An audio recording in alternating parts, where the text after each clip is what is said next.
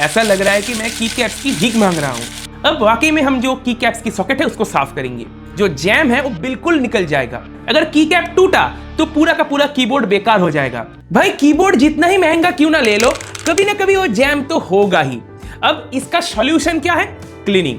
अब keyboards jam क्यों होती हैं? बेसिकली जो की कैप्स होती है, मैं स्पेशली मेम्ब्रेन कीबोर्ड्स की बात कर रहा हूं, उसमें जो की कैप्स होती है वो पर्टिकुलर एक सॉकेट के अंदर अप डाउन होती हैं। अब वो जो सॉकेट है उसके अंदर अगर धूल फंस जाए तो की कैप्स जाम हो जाती हैं और तभी हमें उसको रिपेयर करना होता है। अब रिपेयर कैसे करोगे? सॉल्यूशन क्या है इसका? सिंपल है, क्लीनिंग। मेम्ब्रेन कीबोर्ड में ज्यादातर ये प्रॉब्लम होती है। जो मैकेनिकल कीबोर्ड्स होती हैं, ये बेसिकली मैकेनिकल कीबोर्ड है, इसमें उस तरह का प्रॉब्लम जनरली नहीं होता। जो स्विच है, जो इंडिविजुअल स्विच है, वही खराब हो जाती है। मेम्ब्रेन कीबोर्ड में आप इंडिविजुअल कीज को रिप्लेस नहीं कर सकते, उसमें आपको रिपेयर ही करना होगा। जो की कैप जिस सॉकेट में अप डाउन होती है, उन सॉकेट्स को आपको साफ करना होगा। देखो भाई, अगर की कैप्स को रिमूव करना है तो प्रोसेस बहुत ही सिंपल है। तुम्हें चाहिए एक की कैप पुलर। अब की कैप पुलर्स मैकेनिकल कीबोर्ड्स में तो आते हैं पर मेम्ब्रेन कीबोर्ड्स में नहीं आते। तो मैंने क्या किया, मैंने 3D प्रिंट कर लिया। इसका लिंक मैं तुम्हें वीडियो के डिस्क्रिप्शन में दे दूंगा, जाके देख लो। चलो की कैप्स को निकालते हैं। थोड़ा ध्यान देना, जो बड़े की कैप्स होती है यानी कि space bar, back space, enter, plus मतलब नंपैड वाला प्लस, अब ऐसे जो कीज है इनको निकालना थोड़ा मुश्किल हो सकती है। तो कैसे इनको खींचना है की कैप पुलर से? सेंटर से, बीच में से। अगर किसी साइड से इसको खींच दोगे तो की कैप्स टूट सकता है। अगर की कैप टूटा तो पूरा का पूरा कीबोर्ड बेकार हो जाएगा। ये बात ध्यान रखना, क्योंकि मेम्ब्रेन कीबोर्ड्स की कैप्स मिलती नहीं है। मैकेनिकल कीबोर्ड्स में फिर भी आपको मिल जाएगा पर मेम्ब्रेन में आपको कभी भी नहीं मिलेगा। जब सारे की कैप्स निकल जाए तो सभी के सभी की कैप्स को सोप में डुबो देना। मैं इसमें एरियल यूज कर रहा हूँ। एरियल का जो लिक्विड सोप होता है, ये वाला, हाँ, इसको मैं यूज कर रहा हूँ। सोप में आपको इन सारी की कैप्स को आधे घंटे के लिए छोड़ देना है। आधा घंटा, 1 घंटा, जितना चाहो छोड़ दो। 1-2 घंटे के लिए छोड़ दो। उसके बाद इंडिविजुअली हर एक की कैप्स को साफ करना है तुम्हें। फिर एक एक करके सारे की कैप्स को साबुन से निकालो और रगड़ रगड़ के साफ करो। जैसे जैसे सफाई होती जाएगी सबको एक एक करके साफ पानी के कटोरे में डुबोते जाओ। जब सभी की कैप्स को तुमने रगड़ दिया उसके बाद उनको साफ पानी में डाल के अच्छे से ऐसे मिक्स करो पानी के साथ, ताकि साबुन अच्छे से निकल जाए। फिर इनको एक एक करके खाली कंटेनर में शिफ्ट करो। देखो कैसा लग रहा है, ऐसा लग रहा है कि मैं की कैप्स की भीख मांग रहा हूँ। इन सब की कैप्स को एक और बार धोएंगे और खाली कंटेनर में शिफ्ट करेंगे। बेसिकली जितना बार आप इनको साफ करोगे उतना बार ही थोड़ा बहुत जो सोप है वो निकलता रहेगा। ये होता ही रहता है। तो 3 से 4 बार इसको अच्छे से साफ कर लो साफ पानी में, उसके बाद ही इनको लगानी है। ध्यान इतना देना कि किसी भी की कैप में सोप रह नहीं जाए। फिर सभी की कैप्स को एक टॉवल में शिफ्ट कर दो ताकि थोड़ा बहुत पानी एब्जॉर्ब हो जाए। उसके बाद एक एक करके की कैप्स को पोंछना है। साफ कपड़े से, सूखे कपड़े से अच्छे से पोंछना है। फिर की कैप्स को ओवरनाइट छोड़ दो। क्यों मैं ऐसा कह रहा हूं? क्योंकि बहुत बार अंदर थोड़ा बहुत पानी फंस जाती है।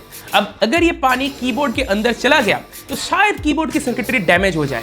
अब की कैप सॉकेट को साफ करनी है, पर सॉकेट के आजू बाजू आप देख सकते हो काफी सारा स्पेस है। इस केस में व्हाइट है, इस कीबोर्ड के केस में, तो इसको भी तो साफ करना है। मैंने पहले ही कर लिया है, इसीलिए आप शायद गंदा नहीं देख रहे हो, पर ये काफी ज्यादा गंदा होती है। इसको साफ करने का भी एक तरीका है, सिंपल सा तरीका है। एक नया टूथब्रश ले लो, टूथब्रश को भिगो लो। अगर सोप वाले पानी में भिगो सकते हो तो और भी बढ़िया। भिगोने के बाद उस टूथब्रश को आप एक साफ सूखे कपड़े से पोंछ लो। इससे क्या होगा, जो एक्स्ट्रा मॉइस्चर है, जो एक्स्ट्रा पानी है, वो एब्जॉर्ब हो जाएगा। पर टूथब्रश काफी ज्यादा मॉइस्चराइज्ड रहेगा, तो टूथब्रश से अब तुम इजीली कीबोर्ड के अंदर की ये जो जगह है इसको साफ कर सकते हो।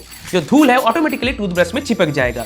ऐसे ही थोड़े थोड़े जगह को साफ करो। टूथब्रश को फिर से धो लो, फिर से थोड़ा सा ड्राई कर लो, फिर से क्लीन करो। ऐसे 3-4 बार करो तो पूरा का पूरा जो कीबोर्ड है वो साफ हो जाएगा। अब वाकई में हम जो की कैप्स की सॉकेट है उसको साफ करेंगे। एक कपड़ा लो, उसको भिगो लो। उसके बाद कपड़े को अच्छे से निचोड़ लो ताकि पानी उसके अंदर नहीं रहे, बिल्कुल भी ना रहे, जस्ट वो थोड़ा सा भिगा हुआ होना चाहिए।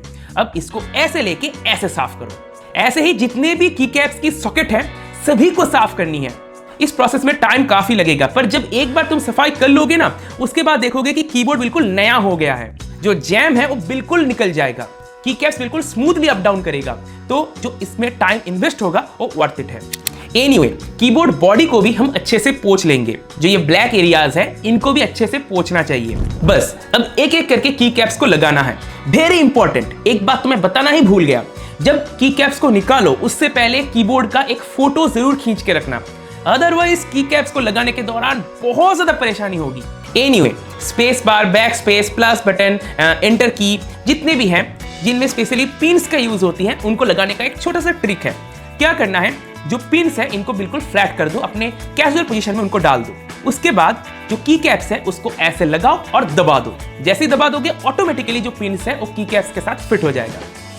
और बाकी की कैप्स को लगाना तो आसान है, सिंपली ले जाओ, सॉकेट में लगाओ और दबा दो, बस। ओरिएंटेशन का जरूर ध्यान देना भाई, अदरवाइज की कैप्स को अगर तुमने उल्टा लगा दिया तो की कैप्स डैमेज भी हो सकती है और जैम भी हो जाएगा। तो फाइनली मैंने सारे कीज को लगा दिया है, जो जैम था वो कंप्लीटली जा चुका है। जैम, और हमारे बंगाली में इसको कहते हैं जाम। अब जैम है या फिर जाम है ये आप डिसाइड करो। एनीवे, मैंने बिफोर आफ्टर शूट नहीं किया है, पहले कैसा कीबोर्ड था और अब कितना स्मूथ हुआ है ये मैं तुम्हें नहीं दिखा सकता, पर मैं कह रहा हूं कि अभी ये काफी स्मूथ हो चुकी है।